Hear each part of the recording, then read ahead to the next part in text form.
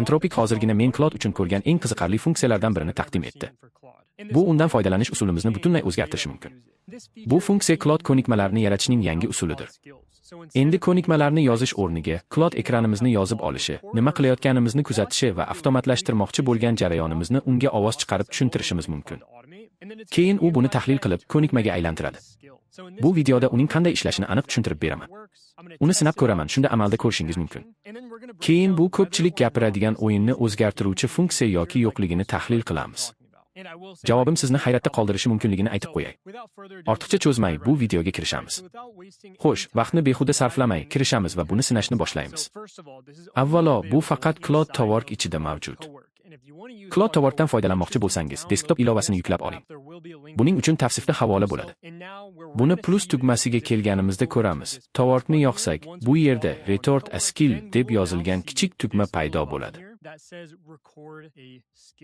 Buni bossam, ekranda shu oynacha paydo bo'ladi. Bu yerda Record a skill deb yozilgan.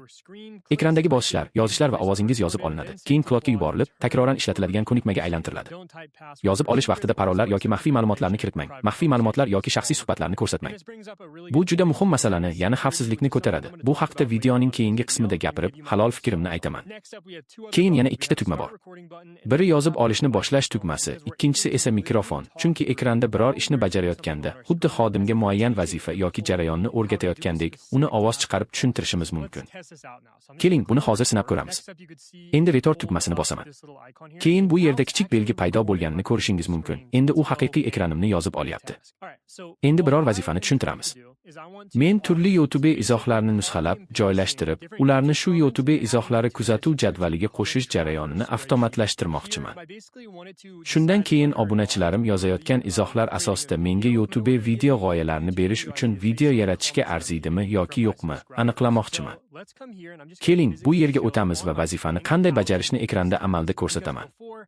Chunki avval bu ko'nikmani yaratish uchun qaysi tugmalarni bosish, ekranning qayerini bosish va boshqa tafsilotlarni birma-bir tushuntirishim kerak bo'lardi. Shunda u men foydalanayotgan YouTube Studio ichida qanday harakatlanishni tushunardi. Bu biroz bosh og'rig'iga aylanishi mumkin. Claude va Claude Towork kabi vositalarning brauzer hamda kompyuterdan foydalanish imkoniyatlari aynan shu yerda ojizlik qiladi. Umid qilamanki, bu muammoni hal qiladi. Xullas, men bu yerga kelaman. Claude, sendan istaganim faqat uzun formatdagi YouTube videolarimga kelgan barcha izohlarni olishing va izohlarni shu yerga joylashing. Shundan keyin bularning barchasida matnni o'rab ko'rsatishni yoqishingni istayman. Shunda izoh to'liq ko'rinadi. Keyin ularning har birini video asosida tahlil qilib, bu video g'oyasiga arziydimi yoki yo'qmi, aniqlashingni istayman. Masalan, bunisi, butun loyihaning narxi qancha? Bu ehtimol arzimaydi. Shuning uchun YouTube videolarim va yaxshi natija ko'rsatgan videolar haqidagi bilimingga asoslanib, video yaratishga arziydimi yoki yo'qmi, qaror qilishingni istayman. Yana takrorlayman, faqat uzun formatdagi YouTube videolarimni ko'rib chiqishingni istayman. Shorts videolarni ko'rib chiqma. Men bu yerga kelib, kontent turi bo'yicha faqat videolarimni tanlab, keyin bularning barchasini nusxalardim. Masalan, Towork va chat o'rtasidagi yonma-yon taqqoslash ish samaradorligi bo'yicha yaxshi musobaqa bo'lishi mumkin. Elektron jadvalni ochib, shuni joylashtirasan. Yana matn doim o'ralib ko'rsatilishiga ishonch hosil qilishing kerak. Menimcha bunisi haqiqatan ham video g'oyasiga arziydi. Jarayon mana shunday. Barcha izohlarni nusxalab chiqishingni va keyin bu video g'oyasiga arziydimi yoki yo'qmi, aniqlashingni istayman. Bunisi esa menimcha arzimaydi. Xo'p. Endi Done tugmasini bosaman. Ko'rib turganingizdek, u video orqali aniqlagan 73 ta qadamni qayta ishlayapti. Buni aslida birinchi marta sinab ko'rishim. Shuning uchun uning qanchalik qobiliyatli va aniq ishlashini ko'rishga juda qiziqyapman. Bularning barchasini qanday mantiq asosida tahlil qila olishini ko'rishga qiziqyapman. Ko'rinishcha, u butun jarayon davomida skrinshotlar olgan. Menimcha taxminan 76 ta skrinshot yoki shunga yaqin olgan. Bundan tashqari, hozir shu yerda videoning butun yozuvini transkripsiya qilyapti. Bu to'liq transkripsiya. Xo'sh, bu yerda taxminan 2 daqiqa vaqt ketdi va keyin mana buni yaratdi. U yozuvni ko'rib chiqib, uni skillga aylantirdi. Mana oddiy qilib aytganda, u nima qiladi? Endi shu yerda yaratgan skill faylini qisqacha o'qib chiqaman, keyin uni skill sifatida saqlashim mumkin.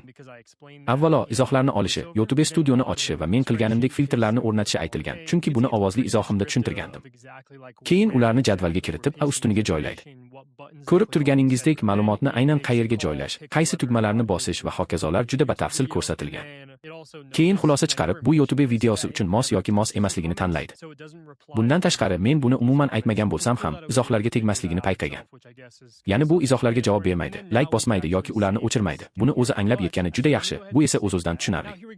Endi bu skillni shu yerda saqlashimiz mumkin, lekin avval uni saqlab qo'yay. Mana bo'ldi. Keling, u yozgan skill faylining o'zini tezda ko'rib chiqamiz. Shunda uning qanchalik batafsil ekanini ko'ramiz. Bu ish jarayonini qayta yaratish uchun, albatta, juda muhim. U avval bu nima ekanini tushuntiradi. Tomoshabin izohlarni video g'oyalari jarayoniga aylantiradi va foydalanadigan maxsus vositalarni, ya'ni Chrome'dagi Cloud MCP tolidan foydalanishini ko'rsatadi. Buni bosqichma-bosqich qanday bajarishni, ularni trackerga qanday kiritishni tushuntiradi va hatto ustunlar qanday ko'rinishini ham tasvirlaydi. Bu yerda video g'oyasi nimaga asoslanib tanlanishi, qachon yes yoki no tanlanishi va hisobotni qaytarish tartibi, shuningdek, ayrim maxsus holatlar ham batafsil bayon qilingan. Demak, bu juda batafsil skill fayli. Albatta, vaqt o'tishi bilan uni yangilashimiz mumkin. Xo'sh, endi uning ishlashini ko'rdik. Keling, bu haqidagi haqiqiy fikrlarimni ko'rib chiqamiz. U qanchalik qobiliyatli, undan qachon foydalanishimiz kerak? Umuman foydalanishimiz kerakmi va ular yaqinda chiqargan retort skill funksiyasidan yaxshiroq bo'lishi mumkin bo'lgan boshqa variantlar. Avvalo, buni sinab ko'rgach, menimcha, skill retort funksiyasidan ko'pincha cloud ichida maxsus tonnesterlari bo'lmagan ishlar uchun foydalanamiz. Agar tonnester nima ekanini bilmasangiz, u Slack va Gmail, Google Drive va boshqa ilovalarimiz bo'ylab ishlash imkonini beradi. Bu ilovalar bo'ylab harakatlanish uchun foydalanadigan MCP server. Menimcha, bu ekran yozuvi orqali turli ilovalarda turli vazifalarni qanday bajarishni tushuntirib yurishdan ko'ra ishonchliroq bo'ladi. Ammo men buni juda foydali deb biladigan joy, brauzerdan foydalanishni talab qiladigan ishlar. Agar browser use nima ekanini bilmasangiz, bu cloudga brauzerimiz yoki kompyuterimizdan foydalanib, formalarni to'ldirish, tugmalarni bosish, turli saytlar bo'ylab harakatlanish va boshqa ishlarni bajarish imkonini beradigan funksiya. Ya'ni tonnesterdan foydalanishdan tashqari, kompyuterda o'zingiz bajaradigan ko'proq qo'l mehnati. Bunga YouTube ilovasida ko'rsatganim juda yaxshi misol. Cloudni YouTube'ga ulashning hech qanday usuli yo'q. Shuning uchun unga bu izohlarni nusxalab, men uchun Google Sheets'ga joylashni qo'lda ko'rsatishim kerak. Menimcha, qilayotgan ishlaringizni ekran yozuviga olib, vazifani qanday bajarishni cloudga real vaqt rejimida tushuntirish, unga browser use orqali shunchaki prompt yuborib, o'zi bilishini kutishdan ancha foydaliroq. Kompyuteringizda narsalarni aynan qayerda bosishni. Xulosa qilib aytganda, agar bajarmoqchi bo'lgan vazifangiz uchun tonnester mavjud bo'lsa, avval shundan foydalanishni tavsiya qilaman. Agar tonnester bo'lmasa, browser use imkoniyatlaridan foydalanib, ko'nikmani yozib olishingiz va bosqichma-bosqich ko'rsatishingiz mumkin. Endi, agar cloud ichida ulay olmaydigan ilova bo'lsa, Zapier MCP deb ataladigan vositadan foydalanishni qat'iy tavsiya qilaman. Agar bu nima ekanini bilmasangiz, Zapier 9.0 dan ortiq turli ilovalarga ulanadigan platforma va cloudni o'sha ilovalarning barchasiga to'g'ridan-to'g'ri ulash juda oson. U kundalik ravishda foydalanadigan ilovalaringizning aksariyatini o'z ichiga oladi. Misol tariqasida, bu men yaratgan Zapier ichidagi MCP serveri va cloud ichida ulay olmaydigan turli ilovalardan foydalanishim mumkin. Masalan, Scroll va Behi va biznesimni rivojlantirishga har kuni yordam beradigan turli vositalar, ammo ularni cloud ilovasi ichida ulashning iloji yo'q. Ammo Zapier MCP yordamida ikkala ilovada ham amallarni bajara olaman va shaxsan men buni Anthropic'ning yangi retort skill funksiyasidan foydalanib, browser use bu vazifalarni qanday bajarishni tushunib oladi deb umid qilishdan afzal ko'raman. Agar Zapier MCPni sinab ko'rmoqchi bo'lsangiz, tavsifda uni aqlab ko'rish uchun havola bor. Endi shuni aytmoqchimanki, menimcha bu to'g'ri yo'nalishdagi muhim qadam. AI sohasidagi ayrim tanishlarimda Meta Glasses bor va ular ish jarayonlarini optimallashtirish hamda cloud nimalarni avtomatlashtirishga yordam berishi mumkinligi haqida g'oyalar topish uchun kun bo'yi kompyuterda qilayotgan ishlarni tom ma'noda yozib olishadi. Menimcha, bu ekranimizni yozib olib, xuddi xodimga muayyan vazifani qanday bajarishni tushuntirayotgandek ko'rsatishimizga yo'l ochadi. Ayniqsa biroz murakkabroq va tafsilotlarga ko'proq e'tibor talab qiladigan vazifalarni. Buning o'rniga prompt yozib, cloud nimaga erishmoqchi ekanimizni tushunadi deb umid qilishimizga to'g'ri kelmaydi. Endi sizda ehtimol shunday savol bor: maxfiylik nuqtai nazaridan bu xavfsizmi? Agar maxfiylikdan xavotirda bo'lsangiz, bundan foydalanmaganingiz ma'qul. Cloud kompyuteringizda nima qilayotganingizni ko'rishini va bu ma'lumotlarning barchasidan foydalanish imkoniga ega bo'lishini istamasligingiz mumkin. Ammo sinab ko'rmoqchi bo'lsangiz, bank ma'lumotlari yoki cloud kirishiga ega bo'lishini istamagan boshqa maxfiy narsalarni ko'rsatmaslikka ishonch hosil qiling. Bundan tashqari, maxfiy ma'lumotlarni ko'rsatmasam, buni o'zim sinab ko'rishda shaxsan hech qanday muammo ko'rmayman. Xullas, umid qilamanki, sizga foydali bo'ldi. Shunga o'xshash videolarni ko'proq istasangiz, kanalga